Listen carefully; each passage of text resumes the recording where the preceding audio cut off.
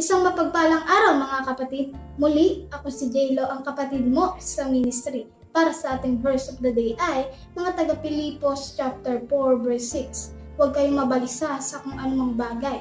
Sa halip, hingin niyo sa Diyos ang lahat ng iyong pangangailangan sa pamamagitan ng panalangin may pasasalamat. Sinasabi ng talatang ito na kung ano man ang ating pangangailangan o suliranin ating kinakaharap ay dalangin lamang natin ito sa Panginoon ng may pasasalamat. Hindi natin kailangan mangamba o mabalisa sapagkat ang Diyos ang bahala sa lahat ng ating isipin. Kailangan lang natin magpakumbaba, lumapit sa Kanya sapagkat Siya ang Diyos ng lahat ng bagay. Matutunan nating magpasalamat sa ating Panginoon at doon natin mararanasan ang kapayapaang hindi mabibigay ng sinuman. Kaya mga kapatid, matuloy lang tayong magtiwala at manampalataya sa ating Panginoon.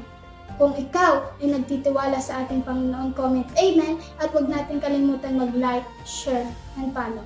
God bless!